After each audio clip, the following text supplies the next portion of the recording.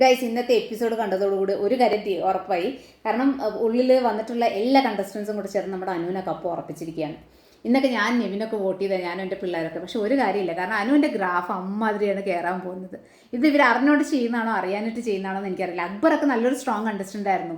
ഈ എന്താ പറയുക, ഷാരികയും സരികയും ആര്യനൊക്കെ പറയുന്നത് കേട്ടിട്ട് ഇരുന്ന് കരയാണെന്ന്. ഈ കപ്പൊക്കെ ആർക്ക് വേണം, എൻ്റെ ഫാമിലി എന്നൊക്കെ പറഞ്ഞിട്ട്. ആദില നൂറ പറയുന്നുണ്ട്, പറഞ്ഞു തീർക്കാനുള്ളത് പറഞ്ഞു തീർത്തിട്ടേ പോകത്തുള്ളൂ, കപ്പൊക്കെ ആർക്ക് വേണം എന്നൊക്കെയാണ് പറയും. കപ്പൊക്കെ വേണ്ടെന്നുണ്ടെങ്കിൽ ഫൈനൽ ഫൈവിലോട്ട് വരാൻ ആര്യനെയും ജിസേലിനെയും പോലെയായിട്ടുള്ള ഡിസേർവിംഗ് ആയിട്ടുള്ള കാൻഡിഡേറ്റ്സ് ഒത്തിരി പേരുണ്ട്. അവരെയൊക്കെ കൊണ്ടുവരും ബിഗ് ബോസ്.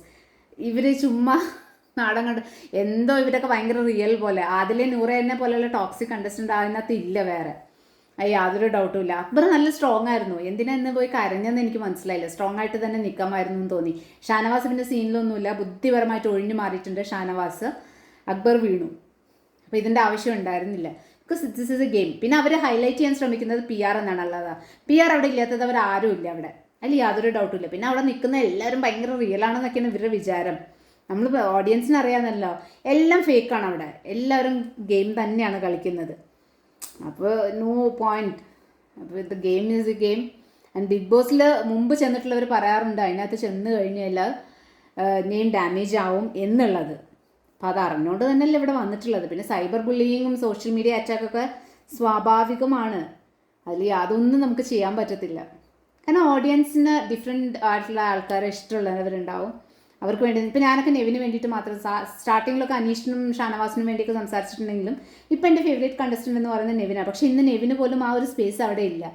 എല്ലാവരും കൂടെ അനുവിനൊരു സ്പേസ് ഇട്ട് കൊടുത്തിട്ടുണ്ട്. അപ്പോൾ ഇത് PR മാത്രമൊന്നുമല്ല, അനുവിന് അത്യാവശ്യം നല്ല പ്രേക്ഷക സപ്പോർട്ടും ഉണ്ട്. കാരണം ഞാനൊക്കെ നെവിനെ സപ്പോർട്ട് ചെയ്ത് വീഡിയോ ഇടുമ്പോൾ അതിനകത്ത് താഴെ ഒത്തിരി പേര് അനുവിനെ സപ്പോർട്ട് ചെയ്തിട്ട് കമൻസ് ഇടുന്നവരുണ്ട് ഫ്രം എ റിയൽ അക്കൗണ്ട്.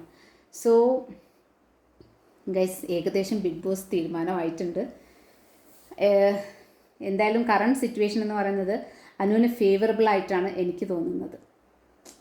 നമ്മുടെ വോട്ടൊക്കെ വെറുതെ ഒന്നും നോക്കാതെ അനുവിനെ തന്നെ വോട്ട് ചെയ്താലോ നോക്കുക. കാരണം നെവിന് വോട്ട് ചെയ്തിട്ടൊന്നും കാര്യമില്ല.